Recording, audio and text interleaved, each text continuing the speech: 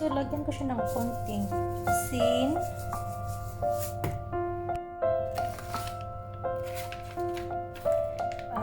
Lagyan ko ng black pepper.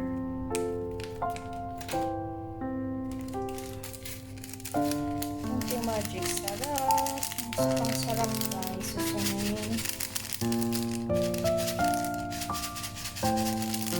Para may lasa na kasi siya guys. Tapos konting ano lang, toyo, then konting suka. Ayan. Gusto ko siyang lagyan ng lemon guys, pero wala akong lemon ngayon. So mix lang natin to, mix lang natin to. So ganito lang ako magluto ng pusit guys. So para at least may lasa na siya pag iluto mo na siya. Yan. Hindi naman talaga siya marinate lang guys.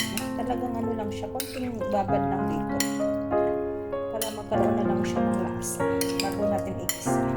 So start na tayo So ready na ang ating mga condiments guys. May bawang tayo, onions, tapos luya. Iwan ko bang sino nag-slice nito na masyadong hindi ganito dapat yung ano.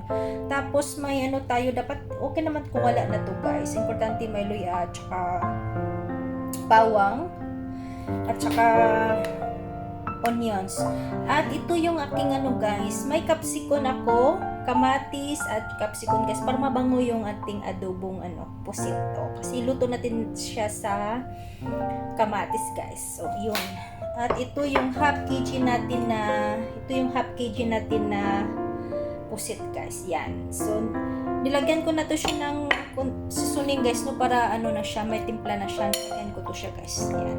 So ready to cook na to siya guys. So let's start cooking. Madali lang to guys maluto.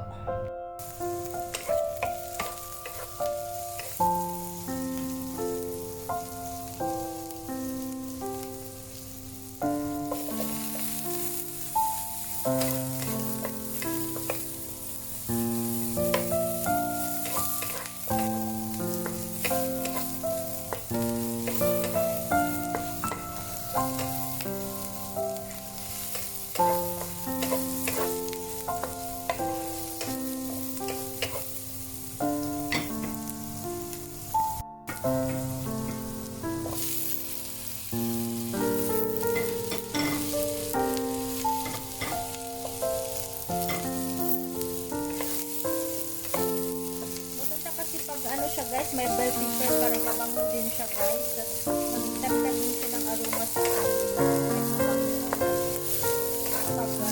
okay naman wala siyang guys, gusto ko talaga siya may para dagdag na rin guys,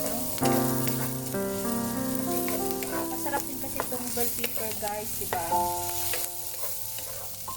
Gusto ko siya yung magluto at mga gulay guys, masarap talaga pag may bell pepper. Kahit yung sa pusit guys, masarap siya lang talaga lagyan ng bell pepper.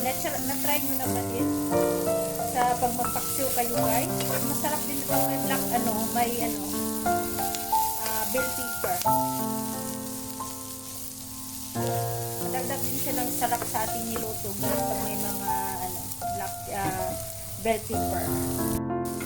Tapos ang kamatis natin.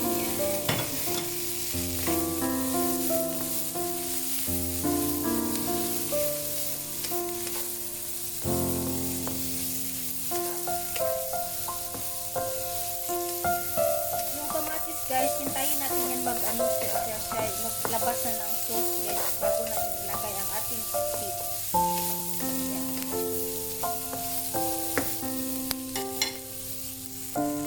So, lagyan na natin siyang konting guys, para may lasa siya guys. Lagyan ko siya ng konting susunin. Yan. Konting susunin siya para may lasa na siya guys.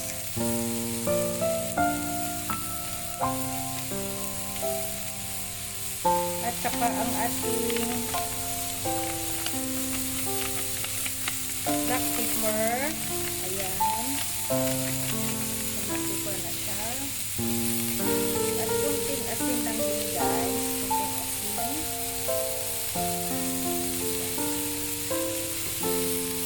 Tapos haluin lang natin guys, no?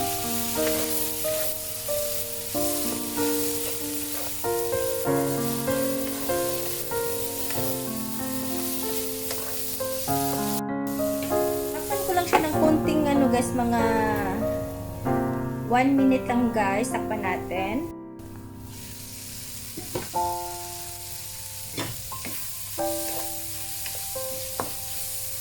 Lagyan natin ng konting-konting tubig lang guys. Half cup lang guys, no? Konting-konting tubig lang. Tansyahan lang yung paglagay guys, no? Konting tubig lang dapat. Kasi magtutubig naman siya mamaya guys, no? Kasi yung pusit ano yan ng tubig kasi. Kaya konting-konti lang siya para mabilis yung natin mag-sauce ang ating tomato. So kanya-kanya tayong luto guys. So ito yung style ko guys kasi ilang ulit ko na siyang naluto. So ito yung way ko guys na medyo okay naman sa akin. Ayun. So takpan natin konti. Yan. Ito ulit. Wow! Ito na yun guys. Ito yun. So ready na natin ang ating pusit guys.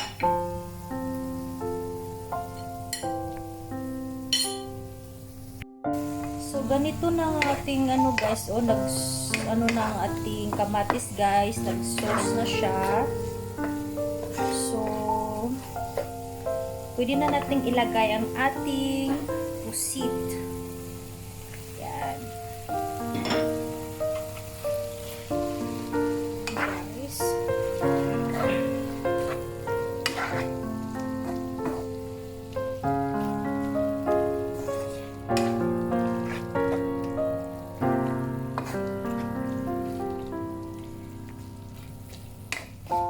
Tapos takpan lang natin siya ulit guys. For 1 minute guys. Kasi mabilis lang to siya maluto guys, no? Kasi hindi to siya maganda pag masyadong luto guys. So 1 minute lang guys. Takpan natin ulit. So i-check natin guys kung tama ba yung niya, lasa niya. Kung hindi, dagdagan natin guys, no? So nakulangan ako ng alat guys. So madagdag tayo ng konting tuyo lang. Konting tuyo lang guys, no? Nagdag tayo ng konting tuyo.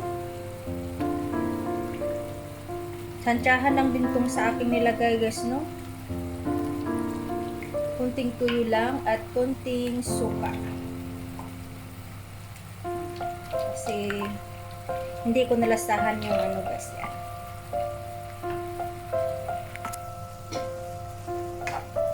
Konting lang. Halo-halo. Tapos, dagdagan natin ng medyo paanghang guys, sili.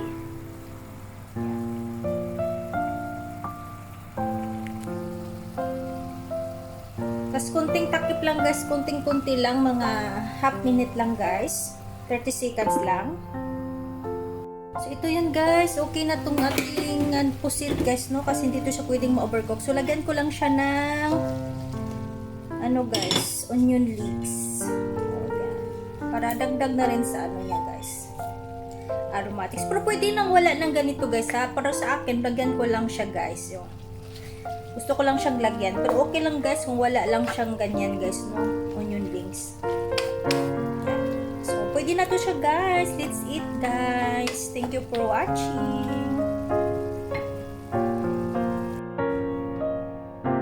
So, ready for serve na ang ating pusit. Yan. Okay.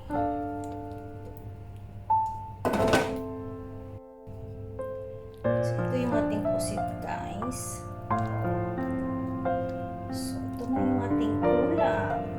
Na pusit. Diba?